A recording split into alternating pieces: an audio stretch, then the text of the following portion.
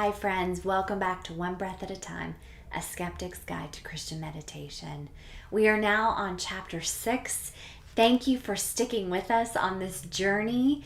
Wow, what a journey, even for me as I'm reflecting on what I wrote years ago and what I've been practicing for years. It's incredible to see what an impact this has made on my life and what an impact I hope it will have on yours. So thus far we've learned about the case for meditation, the argument, the claim, if you will, for meditation, the evidence for why meditation is theologically important, why it's scripturally important, historically important, why it's a foundation of our faith as Christians.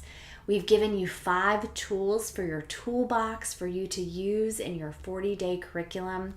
And now we're going to talk about what we've learned from the journey. I'm really eager to hear your thoughts about what you've learned, but a quick update on me. Since I've been meditating, I will tell you that I continue to meditate for 3 minutes a day. That might shock people.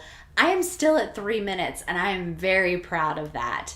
I don't think I will ever be a long-term meditator, and what I love most about keeping it at 3 minutes is that it's always accessible. I can always find 3 minutes in my day somewhere in the busyness, the chaos, to be quiet, to be still, and use any one of these tools. Speaking of which, I tend to go back and forth in the tools that I use. I love, of course, starting with breath meditation. I always start there, but I usually see how I'm feeling in terms of centering meditation, lectio, loving kindness, devotional.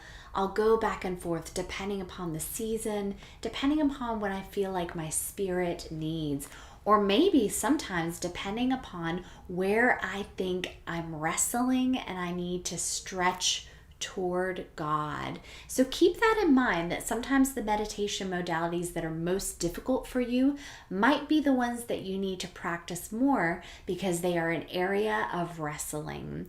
And we know that wrestling leads to blessing. So I encourage you to lean into that wrestling. Another trick that I've also learned since my journey is that I often use meditation in the middle of the night when I can't sleep. I still do that. When I wake up and I'm panicked and I have anxiety, I go immediately into breath meditation. And I find that even those first 6 deep breaths are enough to get me calm, to help me focus. And often, if I'm lucky, within those 3 minutes of that breathing, back to sleep. It really does work, engaging the vagus nerve. Now that I've built up a little bit of vagal tone and muscle memory for the meditation, it really does work. Most importantly, even though obviously I love to talk, I'm learning more how to listen. This journey has taught me that most of my life I did a lot of talking and demanding God give me things. God was my cosmic bellhop, as Anne Lamott puts it. And now, the past 3 years, I've leaned in to being open and asking and hearing what God needs from me. What does God need me to do? Instead of giving God God's to-do list, through meditation, I listen for God's voice and direction about where my life needs to be going right now. And I do that in 3 minutes a day, friends. Just 3 minutes a day.